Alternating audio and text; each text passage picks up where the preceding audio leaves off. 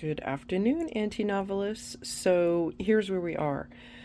First, welcome to this episode of Zettelkasten for fiction writers, where imagination finds order. And finding the order I am, thank goodness.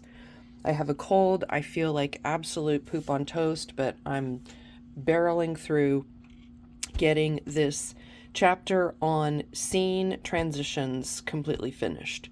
So it started out here, I revised it, so I had it all lined out in my head, so now I actually have what the chapters look like as they unfold, chapters and subchapters, I should say. But yeah, so I've gone through, I've linked up all of my note cards that correspond to the chapter. I've added a few things, moved some things around.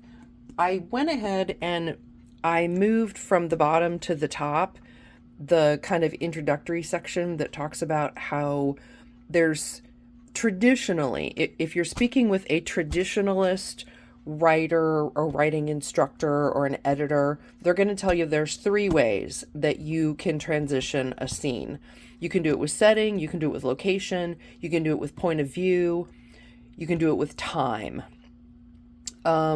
Agreed. Those are the classic tools of transitioning scenes, but I'm adding a chunk more because with having almost 2 decades of writing teaching experience and the kinds of things that my students asked me and made discoveries, often we made discoveries together in the editing process.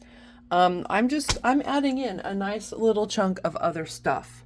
So you guys are getting the benefit of all of that. So here I am. I've got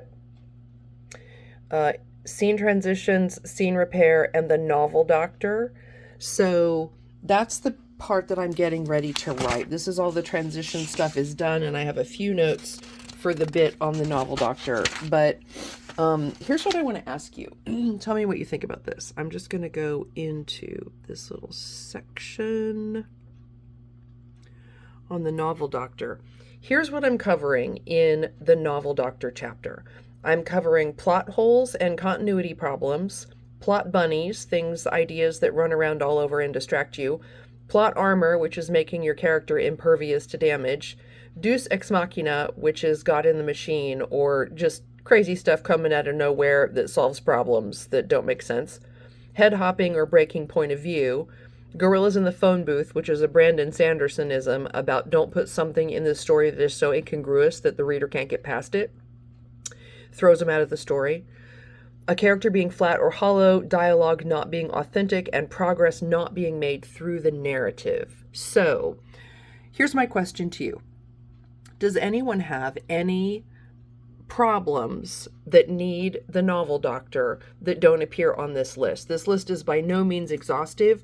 These are just the topics that have come up most consistently in my teaching of writing. So I'm just asking you guys, is there anything else that you want to know within the scope of the Zettelkasten for Fiction Writers book? When this thing comes up, how do I fix it? How do I address it? I'm not sure how to do that. So feel free to drop me a comment down below with your thoughts on where a novel needs the novel doctor, because I would be happy to put that in this chapter of the book, because I'm writing this for you. So I want to remember to take every opportunity to ask you for your thoughts and the kinds of things that you're interested in learning about, because I want this to be a useful, robust tool that you can dive into when you need help, either with the writing process or with the editing process. That's why I'm doing this. So feel free to drop me your ideas. I would love to hear them.